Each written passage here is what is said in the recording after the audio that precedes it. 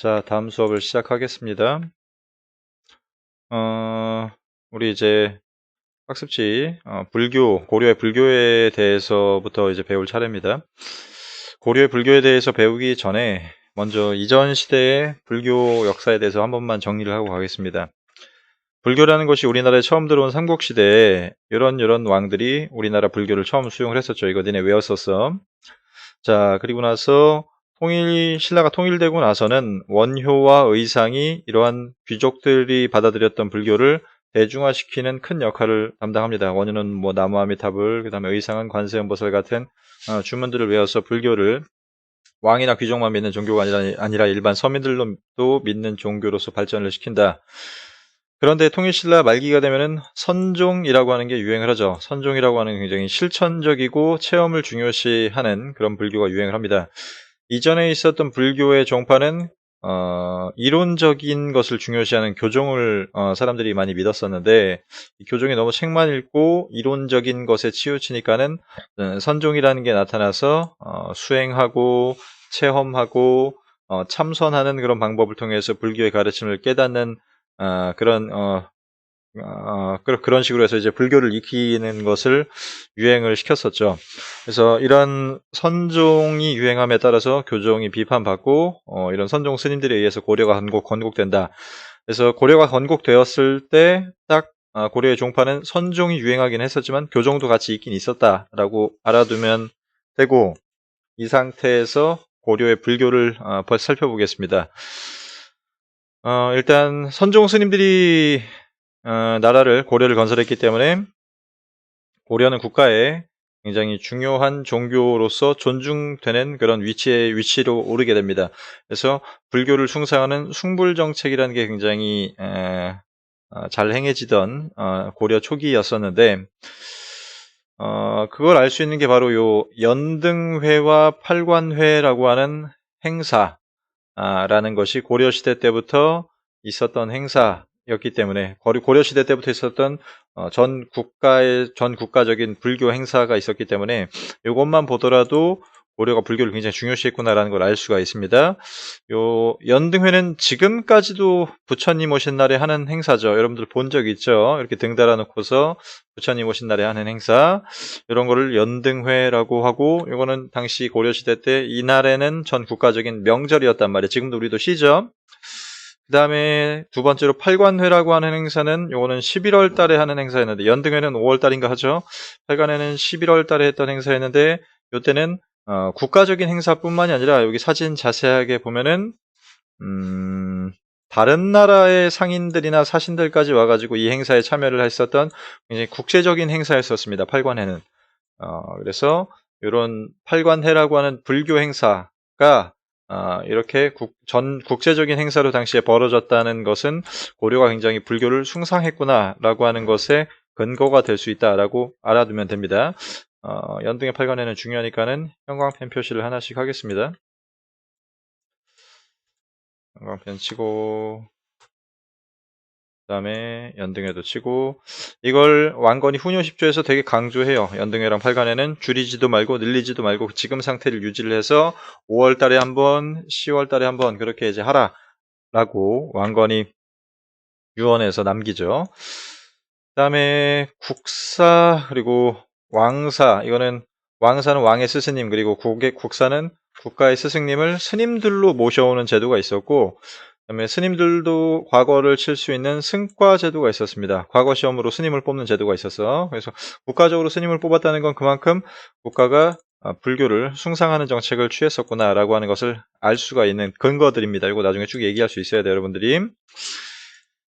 자, 그런데 이거보다 훨씬 더 중요한 것은 당시 교종과 선종의 분열이 심화되고 있었던, 맨 처음에 고려를 세웠을 당시에 이미 선종 스님들을 중심으로 고려를 세웠었고, 교종을 비판하면서 이 두 개가 분열되어 있는 그런 양상이었었죠. 그래서 이거 두 개를 통합하기 위한 스님들이 여러 명이 나오는데, 제일 대표적인 의천과 진울은 여러분들이 반드시 알아둬야 되는 스님들입니다. 이 두 명은, 둘 중에 한 명은 반드시 수능에 나옵니다. 둘 중에 한 명은 수능에 반드시 나오니까 잘 알아둬라. 자, 그래서 의천부터 조금 살펴보면은, 의천은 천태종이라고 하는 거를 창시를 해서 교종을 선종에 흡수시키려고 노력을 합니다. 이 천태종이라는 거는 약간 어떤 종교냐면은 교종 플러스 선종의 느낌이 가미된, 교종과 선종이 약간 가미된, 교종과 선종이 약간 합쳐진 느낌의 새로운 종파입니다. 새로운 종파인데 이걸 통해서 교종의 선종을 약간 흡수시키려고 하는, 그래서 두 개를 약간 통합시키려고 하는 그런 노력을 했던 것이 천태종을 창시하는 움직임과 관련이 있었다 라고 알아두면 됩니다. 이게 천태종이 뭔지까지를 여러분들이 알아두기에는 좀 너무 어렵고, 다만 이론적으로 공부하는 교종과 그다음에 체험학습을 중요시했던 선종을 약간 합쳐놓은 종파가 천태종이고, 이 안에 교종의 종파랑 선종의 종파를 다 통합시키려고 했었다라고 알아두면 돼요. 요거를 교종과 선종의 종파를 다 통합시켜가지고 천태종 안으로 다 흡수하려고 했었다 라고 알아두면 됩니다. 교종에도 5개 종파가 있었고 5교종이 있었고 선종에도 9개 종파가 있었는데 요거를 다 통합시킨 다음에 천태종 안으로 흡수하려고 했었다라고 알아두면 됩니다. 알겠죠? 이렇게 알고 있으면 되고, 그걸 위해서 빈칸 먼저 칩시다. 해동 천태종을 창실해서 교종을 중심으로 선종을 통합시키려고 했었다. 교종을 중심으로 선종을 통합시키려고 했었다. 특히 의천이 이걸 통합하면서 제일 많이 했던 말이 교관겸수입니다. 교관겸수. 이건 말 그대로 교종의 이론적인 측면과 관은 관찰하는 거예요. 관찰을 한다는 거는 어떤 체험을 하거나 직접 눈으로 보는 것을 중요시하는 선종의 수행 방식이죠. 그래서 교종과 그리고 관종이 아니라 선종의 그런 수행 방식을 겸해서 수행해라 라고 하는 말을 의천이 굉장히 자주 했던 말이니까는 잘 기억하길 바랍니다. 이거는 다음 페이지에 의천에 관련된 내용과 좀 의천에 관련된 이 자료에 나오는데, 교리를 배우는 이는 마음을 버리고 외적인 것을 구하는 일이 많다. 즉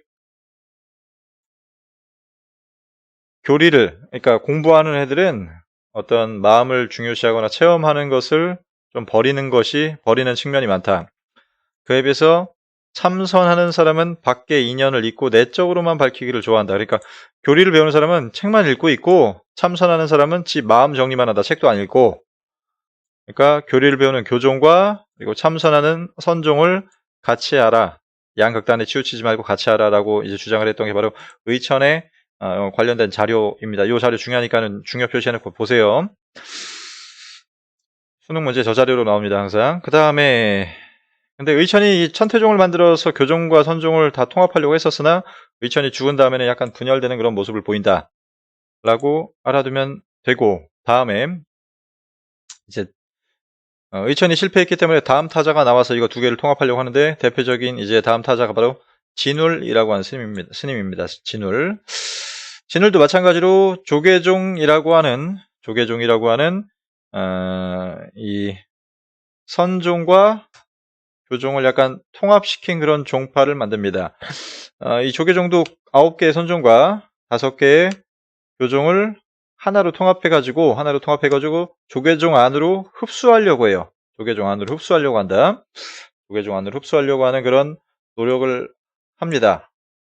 그래서 조계종도 마찬가지로 교종의 어떤 책을 읽고 이론적인 걸 공부하는 수행 방식이랑, 그다음에 선종의 직접 눈으로 보고 체험하고 마음을 이제 정돈시키는 그런 선종의 수행 방식을 같이 하라는 그런 말을 많이 하는데, 그 대표적인 진울의 말이 바로 도노점수랑 정해쌍수입니다. 이 두 가지 중요하니까 잘 기억하세요. 도노점수와 정해쌍수. 그리고 조계종과 관련된 내용은 책에 안 나오나 여기 보면은 선종을 중심으로 교종을 포용했다. 이게 바로 조계종의 내용입니다. 이게 바로 조계종의 내용이야. 밑에 필기를 하세요. 알겠죠? 그래서 이거는 선종을 중심으로 교종을 통합하는 그런 모습을 보였었고, 이때 진울이 자주 했었던 말이 도노점수.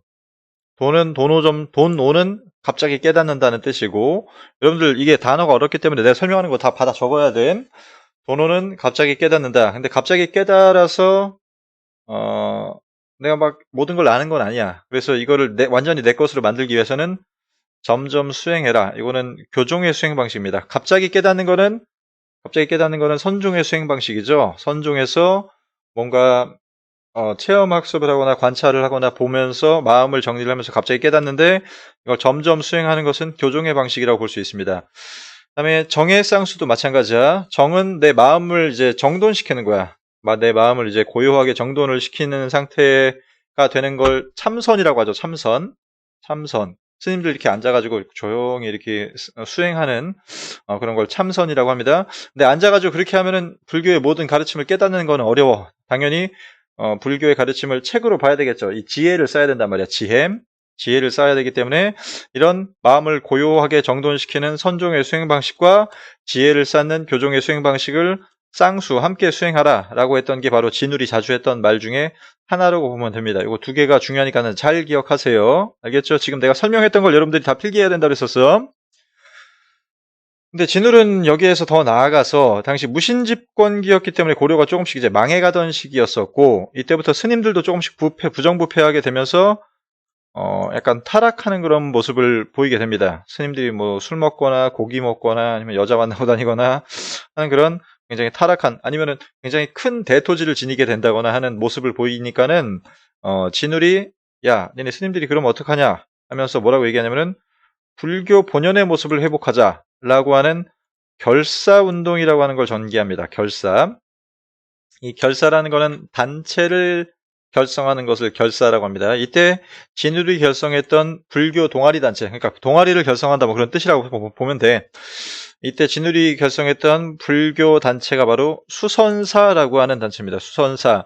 여기에서는 불교에서 원래 스님들의 원래 모습을 회복하자는 거야. 스님들의 어떤 그런 순수한 모습, 그런 것들을 회복하자는 건데, 이때 스님들이 대부분 막 엄청나게 재산도 많았었고, 무신 정권의 그런 군인들한테 붙어가지고 부정부패해지는 스님들이 많이 나왔었는데, 그러지 말고, 우리 스님들 본래 본연의 모습, 스님이라면은 돈이 많아야 돼, 적어야 돼. 적다기보다, 내가 많이 있으면 어떻게 해줘야 돼? 뭐 나눠주거나, 그리고 뭐 놀러 다니면서 막 웃고 떠들고 하는 것보다는 조용히 앉아가지고 공부하거나 하는 모습이 있어야 되는데 당시 스님들이 그렇지 않았단 말이야.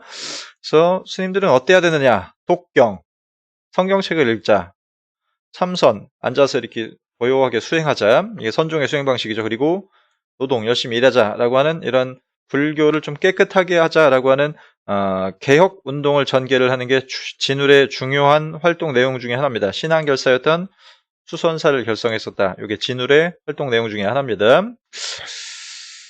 몇 번 찍었나? 이 수업이 두 번째 찍는 거야? 한 번 찍었는데 마이크가 녹음이 안 돼가지고. 목소리가 마이크가 좀 불안하다 이게. 잠깐만 마이크 조정 좀 하고 다시 하겠습니다. 잘 녹음이 되고 있는가 모르겠. 불안하다. 다시 찍을지도 모르겠다. 자, 해심은 진울의 제자였는데 이 사람들 형광펜 진짜. 해심은 진울의 제자였는데 해심은 진울의 제자였는데 이분은 뭐냐면은 앞에서 진울이 선종과 교종을 통합했죠.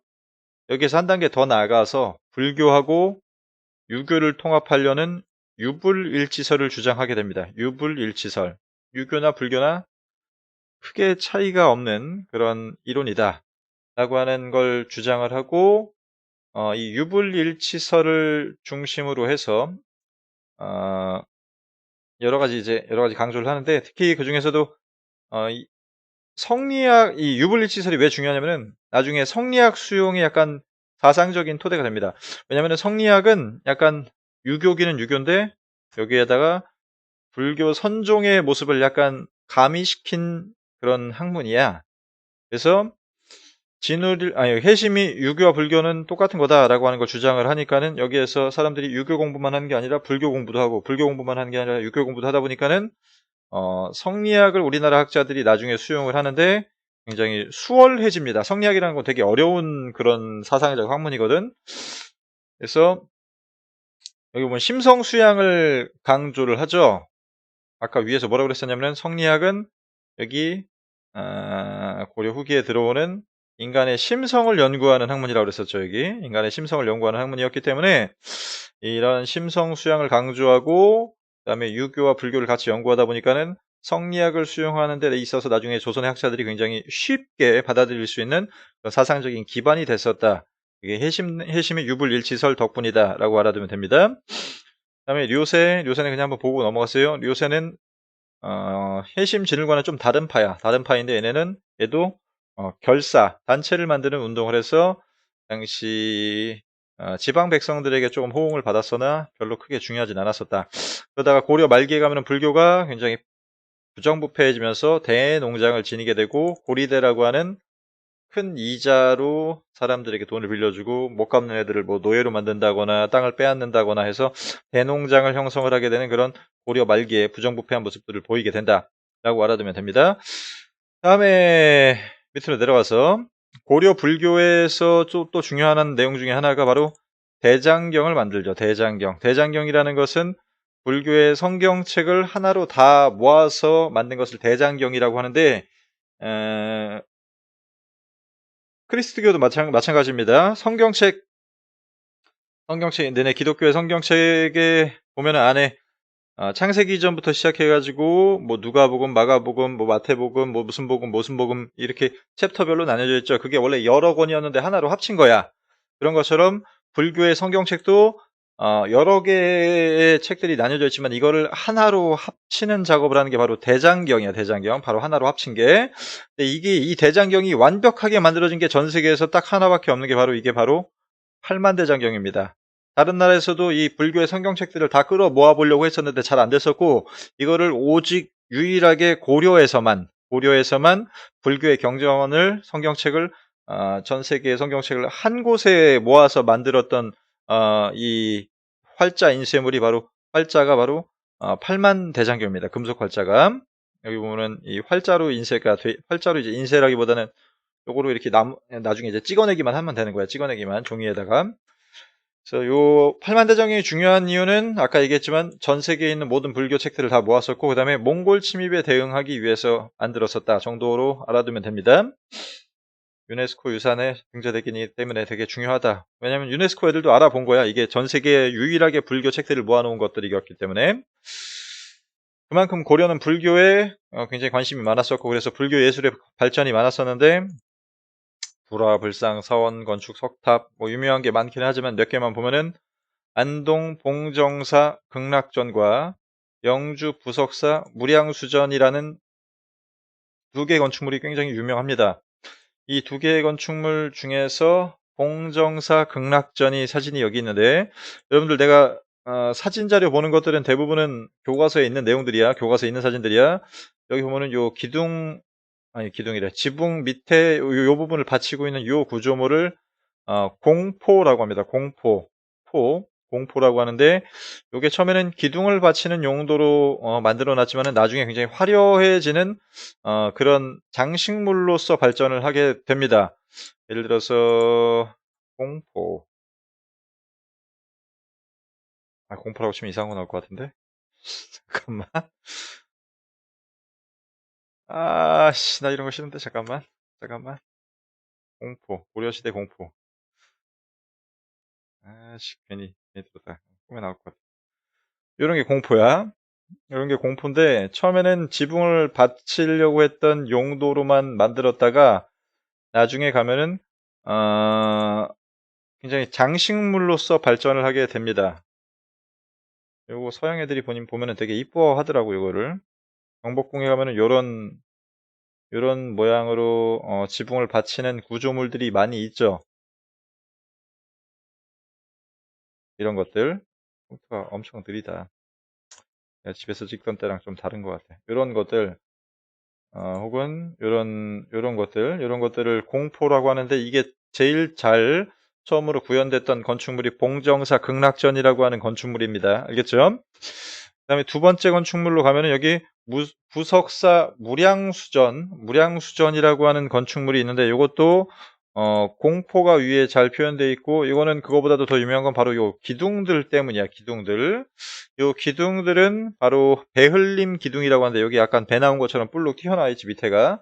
배 나온 것처럼 뿔룩 밑에가 튀어나와 있는데, 이러한 배흘림 기둥은 서양의 그리스 신전, 아테네 신전, 파르테논 신전 같은 구조물에서 흔히 보이는 신전 건축물로서, 그런 건축 구조물로서, 요 기둥이야, 이 기둥. 이 약간 뿔룩 튀어나온 기둥.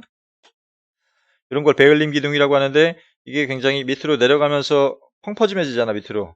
이게 이제 안정감을 나타내기도 하고, 건축물들이 쓰러지지 않게끔 지탱해주는 그런 실용성도 갖추고 있는 건축물이고, 서양에서도 옛날부터 굉장히 자주 이용하던 건축물 양식이기 때문에 이것도 유네스코 세계문화유산에 등록이 돼 있다. 이제 유명한 건축물입니다. 베을림 기둥의 무량수전 잘 기억하고.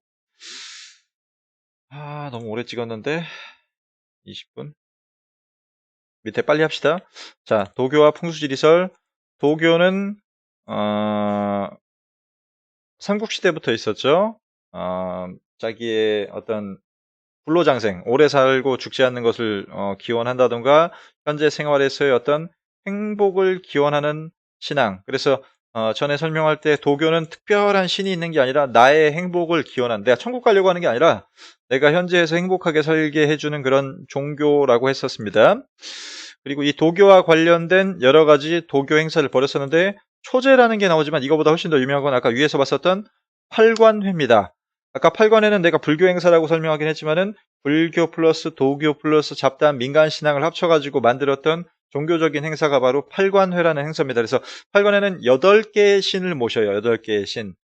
8개의 신. 그만큼 잡다한 신들을 모아가지고 굉장히 크게 행사를 벌였던 게 팔관회이기 때문에 도교 행사로서 팔관회 잘 알아두고 필기해놔. 그 다음에 그러나 일관된 교리 체계와 교단을 갖추지는 못했기 때문에 엄청나게 계속해서 크게 번성하지는 못했었다. 유교나 불교처럼. 밑에 풍수지리설은 예언적인 도참신앙. 도참은 예언사상이야.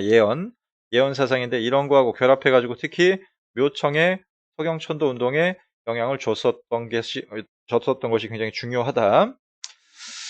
진울의 발언 한번 읽어보고 밑에 연수 문제를 빨리 후딱 풀어봅시다. 첫 번째,